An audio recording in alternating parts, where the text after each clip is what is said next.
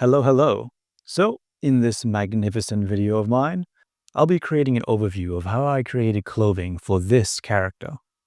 I'll be going over what pre-made assets I used, how I used Marvelous Designer to simulate the clothing, how I textured, rigged, and adjusted the geometry in Blender, how I animated the dress and linked it to the original character in Unity, and lastly, how I put it up with download on Booth. Now, this video won't go over every step or mistake that I made, since that would take forever, but it will go over the main points, and I'll elaborate on why I did what I did. So, without further ado, let's begin. So, to start off with, I needed to download a character. Now, I can make characters from scratch, but I chose not to, since I'm not too experienced with using Unity, and I thought building off an existing character would be easier. But where to buy the character? There were two main choices, Gumroad or Booth.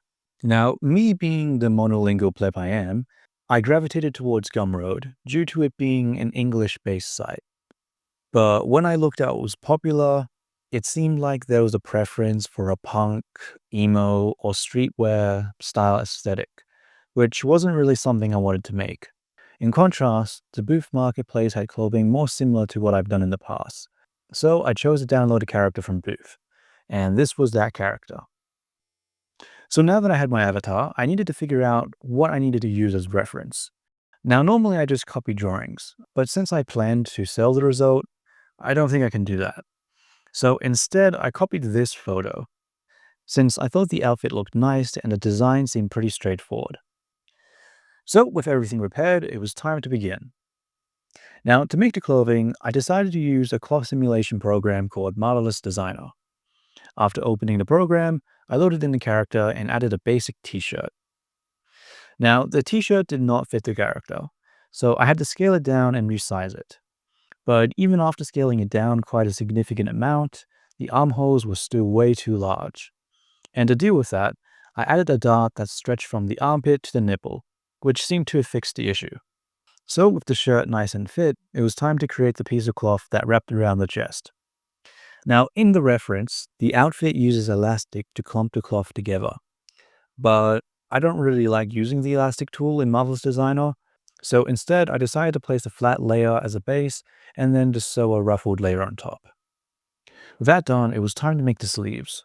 Now this wasn't too difficult, just a couple of trapezoids sewn together, with the longer ends sewn to a bracelet. And to make the dress, I used the insanely complicated technique of cutting a hole in a circle. Now, at this point, I started to deviate a bit from the reference.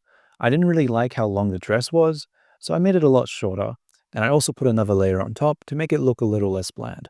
But after that, I just threw on a few more ruffles here and there, and the outfit was finally done. So I threw that shit into Blender, and I started to clean up the parts that were clipping.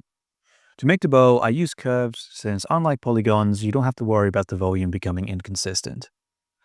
Now, it was a little awkward trying to fit the ribbons, the frills, and the buttons all within the same space, but after fiddling around with it a bit, fortunately it all came together quite nicely. So with the modeling finally complete, it was time to start painting. Unfortunately, I still suck at painting gradients, so it takes me a really long time to make any sort of progress. My current strat on how to paint so far is to just paint the darker areas and then the lighter areas and then to slowly blend in between.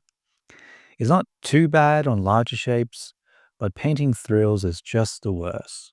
Like, it's bad enough that instead of one long gradient, I have to paint a dozen little ones, but there's also the issue that the geometry gets so cramped, I can't actually paint in the 3D view. I had to constantly go to the 2D view to fill in the gaps. So I think I need to think of a better way of doing this, since the current workflow is not sustainable. My hand just can't take it. But after a couple of lifetimes of painting, it was time to rig the model. Now, weight painting parts like the shirt and sleeves was pretty easy. All I had to do was just attach it to the existing skeleton. The dress, on the other hand, was a little bit more complicated. But instead of trying to figure out how to do that myself, I decided to just watch a video. Why recreate the wheel? And the video I watched was this one. Now, instead of using 3 bones, I used 2, since my skirt wasn't that long and I thought 3 bones was a bit much. And in the video, the person used the envelope setting to specify where the weight painting should go. But I found it difficult to adjust the envelope, which I think was because of the character's scale, so I decided to just paint the weights manually. It didn't take that much extra time. After completing that, it was time to weight paint the final piece, the cloth that wrapped it around the chest.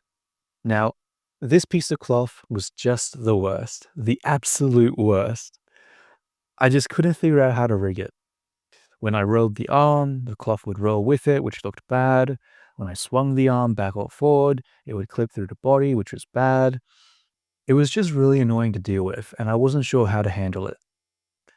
Honestly, in hindsight, I probably just needed to use a twist bone or something, but for whatever reason, I couldn't get past the mental block.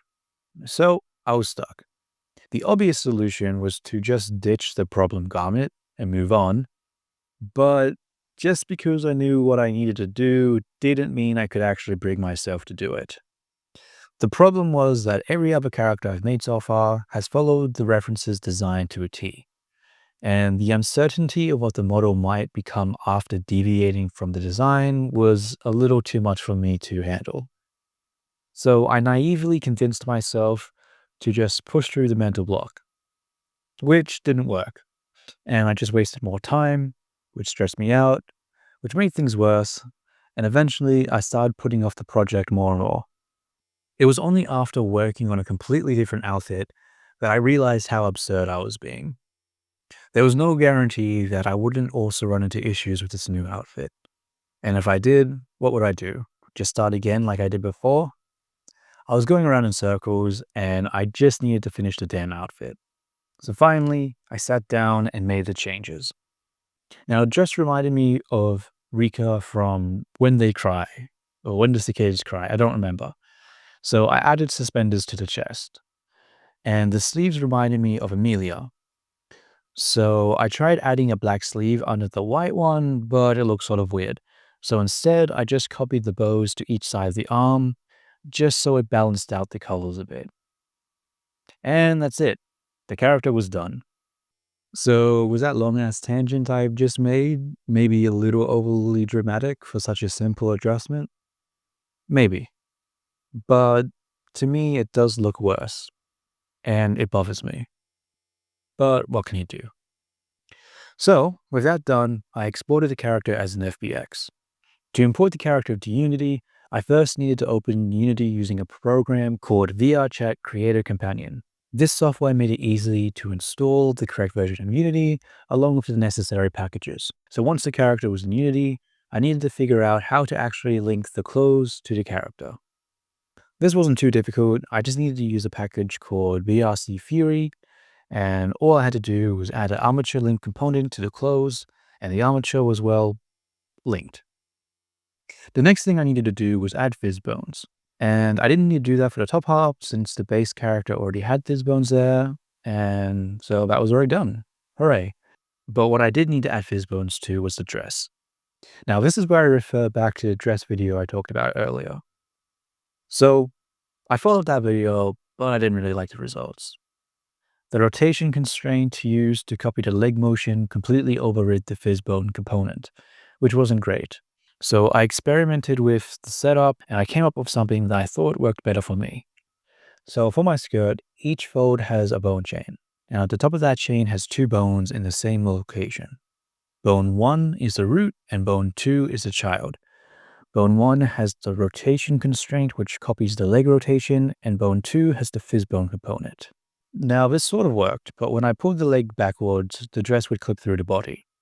To address this, I placed a collider plane in front and behind the body, which would stop the clipping from happening. Another clipping issue that would occur was when I lifted the legs. The rotation constraint was supposed to handle this, but the fold in the middle complicated things. I needed both leg rotations to influence the fold, but this caused it to rotate either too much or too little. To deal with this, I added some colliders on the legs which would push the bones up. Now, even with all these colliders, the dress was still clipping. And the reason for this was the folds were just way too deep. So I had to go back to Blender and reduce the size of the folds. In the future, I would like to come up with a better way to deal with this. But honestly, at this point in the project, I was just done with it all and just wanted to move on. So I uploaded the character to VRChat and it worked. As I walk around, you can see that it works. I can sit, I can walk, I can sit again. It's not bad. There's still clipping and the jumping reveals a little too much, but whatever. It's good enough. So all I had to do now was just upload it to Booth and then set it up as a product, since that was the whole point of this, right? So I followed this tutorial and voila, I've got myself a storefront. Now, with respect to the product, something I wasn't sure how to handle was the licensing situation. Now, it seemed like there was a standardized way to do this, which involved using the VN3 license. But the problem with using this license is that I'm not based in Japan, and the creators of the license recommend to avoid using this license as is. Now, my first thought was just to use Sketchfab's license, but the license is tailored to the Epic marketplace, so that wouldn't really work. And there was also the issue that if I just came in with a random ass license that Booth users were unfamiliar with, it would probably negatively affect the customer experience. Now, the VN3 license templates and icons are available to the public free of charge. So, as a middle ground, I wrote the terms in English based on the VN3 license generator questions, and then used the provided templates as a reference. Honestly, this probably wasn't a great way to do it, but I don't know. It was the best I could come up with at the time. So, with the outfit uploaded and the licensing and all the details added, it was time to set the price. And I decided to make that free for the first 24 hours. Now, you might be like, doesn't that completely defeat the purpose of this whole project? And sort of, yeah, but since this is the first VRChat asset I've shared online with others, I was very paranoid I might have overlooked something very important. So I figured it'd be best to just let people download it to ensure that it actually worked. And based on the responses I got, it seemed like it worked fine, which was awesome to see. So yeah, that's the project. Admittedly, it took too long, it could have been better, and I didn't really make any money from it. But I finished it, and I can always do better next time. So that's the video. If you watched this to the end, thank you for that. Hopefully the video is coherent. I tried presenting things in a neat way, but I was going back and forth a lot during this project, so hopefully it was fine. But yeah, thanks for watching. Like, comment, subscribe. And as always, till next time.